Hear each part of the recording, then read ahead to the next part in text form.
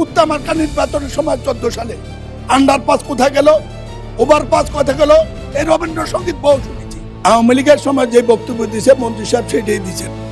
14 সাল থেকে এত লোক মারা গেল, একজন লোকও ক্ষতি পারেন কেন কেন? কুমিল্লার পদুয়ার বাজারে ঢাকা চট্টগ্রাম মহাসড়ক ও কুমিল্লা মহাসড়কের সংযোগস্থলে সড়ক বিভাগ সৃষ্ট দানবীয় ব্যারিকেড এবং কুমিল্লা পাবলিক রোড টমথম ব্রিজ সহ 7টি স্থানে আন্ডারপাস সার্ভিস লেন নির্মিত না হয় স্থানটি একটি মরণ ফাঁদে রূপান্তর হয়েছে তার প্রতিকার প্রসঙ্গে। মাননীয় স্পিকার, ঢাকা চট্টগ্রাম মহাসড়ক ব্রিটিশ আমল থেকে বাংলাদেশের 1 নম্বর মহাসড়ক। পাকিস্তান আমলেও তাই ছিল, বাংলাদেশ আমলে তো বটেই। দুর্ভাগ্যজনক এই জাতি 2003-4 সালের আগে এই রাস্তাটি কেউ খেয়াল করেনি। দেশনেত্রী বেগম খালেদা জিয়া কুমিল্লা সফরের পরে এরপরে তৎকালীন অর্থমন্ত্রী জনাব সাইফুর সফরের পরে এই রাস্তাটির জন্য যা চেয়েছে তাই বরাদ্দ সড়ক বিভাগকে দিয়েছে, কিন্তু কাজটা বাস্তবায়ন হয় নাই। আমি সংক্ষিপ্ত করার চেষ্টা করছি, কারণ আপনি খুব নির্দয় মানুষ, কখন যে মাইক বন্ধ করেন ঠিক নাই। আমি জীবনে এত ভয় পাইনি কোথাও, এখন আপনার সামনে দাঁড়াইলে যে ভয় লাগে। কথা শেষ করার আগে, মৃত্যুর আগেও মানুষ মুখে একটু পানি দেওয়ার সুযোগ দেয়, আপনি তাও দেন না। এই প্রকল্পটি বাস্তবায়ন করতে গিয়ে সরকার, আওয়ামী লীগ সরকার 1700 কোটি টাকা ব্যয়, 17,000 কোটি টাকা ব্যয় করেছে। আজকে মরণ ফাঁদ, একই কারণে ঈদের দিনে এই দুর্ঘটনা। বিরোধীদের নেতা একটা দেখেছেন, এখানে গ্রেটার করছে কয়েক লক্ষ, মারা গেছে 1 লক্ষ লোকের কাছাকাছি। এই পর্যন্ত কিছু হয়নি। আমাদের নতুন যোগাযোগ মন্ত্রী বা সড়ক সেতু মন্ত্রীর সাথে দেখা হয়েছে, আমার মনে হয় তিনি ব্যাপারটা অনুভব করেছেন, কিন্তু জাতি হিসাবে এটা না দেখলে এই মরণ ফাঁদ থেকে রক্ষা পাওয়া যাবে না। ঢাকা কুমিল্লা মহাসড়ক সমাধানের জন্য ব্রিটিশ আমল থেকে রেল লাইন করতে চেয়েছিল। ধান খেতে রেল লাইন হয়েছে, ঢাকা কুমিল্লা রেল লাইন হয় নাই। ঢাকা কুমিল্লা রেল লাইন হইলে চট্টগ্রামের দূরত্ব কমে, ঢাকাটাই কুমিল্লা চট্টগ্রাম পর্যন্ত চলে যেতে পারে। চট্টগ্রাম থেকে কক্সবাজার রেল লাইন হয়েছে, ঢাকা কুমিল্লা হলে সংযোগ হয়, সংক্ষিপ্ত সময় যায়, এই রেল লাইন সফর হয়। মাননীয় স্পিকার, প্রতিবাদের মুখে গত সরকার সড়ক বিভাগের লোকদেরকে টাকা দিতে চেয়েছিল ক্ষতিপূরণ। পত্রিকা আছে গত পরশু দিনের 25,000 কোটি টাকা তহবিলে আছে শুনেছি।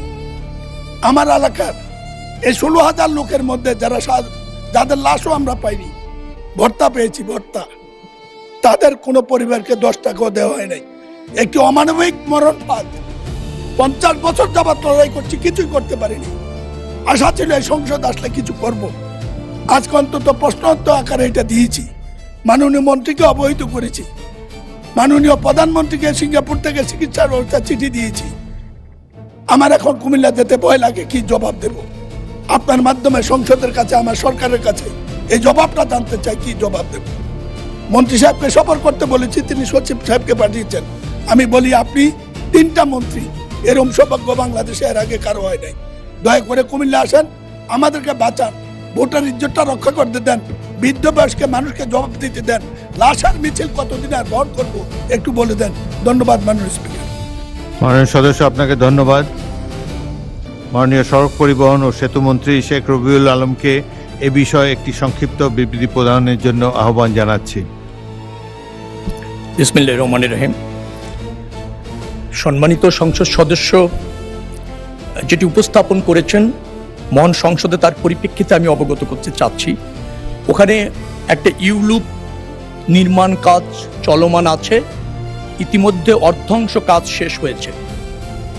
এই মুহূর্তে ওই প্রকল্পের ব্যয় বাড়ানোর কোনো সুযোগ নেই, যার ফলে আমরা ভূমি অধিগ্রহণের যে ব্যয় সেটাকে সীমিত করে পূর্ত কাজের ব্যয় আরেকটু বাড়িয়ে যে বাজেট আছে সেটাকে অ্যাডজাস্ট করে এখানকার যে ওভারপাসটা আছে সেটা সম্প্রসারণ করবার জন্য আমলে নিয়ে ইতিমধ্যে নকশা প্রণয়ন করেছি। আমরা মনে করছি এই নকশা অনুসারে এই কাজটি দ্রুততম সময়ের মধ্যে শেষ করতে সক্ষম হব এবং তাতেই ওই জায়গায় যে সমস্যাটা আছে তার একটা স্থায়ী সমাধান হয়ে যাবে। আরেকটি জায়গা এখানে উল্লেখ করা প্রয়োজন বিষয়, ঢাকা চট্টগ্রাম যে মহাসড়ক আছে এটা 10 লেনে উত্তীর্ণ করবার একটা প্রকল্প ইতিমধ্যে ফিজিবিলিটি স্টাডি চলমান রয়েছে। সেখানেও আরও 3টি আন্ডারপাস নির্মাণের পরিকল্পনা সরকার ইতিমধ্যে ওই ফিজিবিলিটি স্টাডির মধ্যে আছে।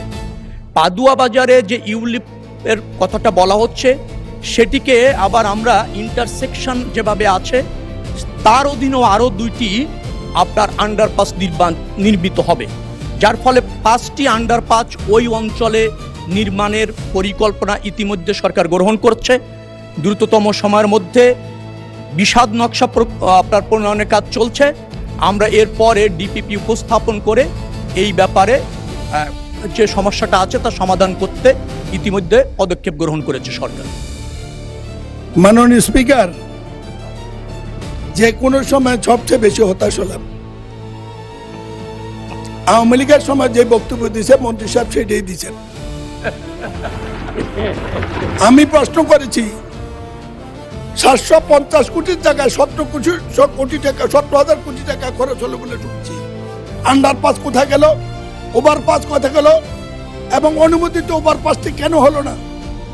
আরেকটি রাস্তা হলো এখানে ব্যারিকেড দিয়ে রাস্তা বন্ধ করে দিল কুত্তামার্কা নির্বাচনের সময় 14 সালে। 14 সাল থেকে এত লোক মারা গেল, একজন লোকও ক্ষতি পারেন কেন?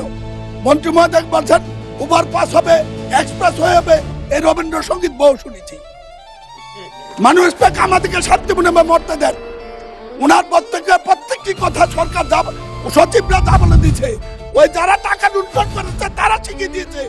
আমরা সেখানে কেবলমাত্র নকশা সম্প্রসারণ করে বাজেট অ্যাডজাস্ট করে আমরা কাজ করতে পারছি।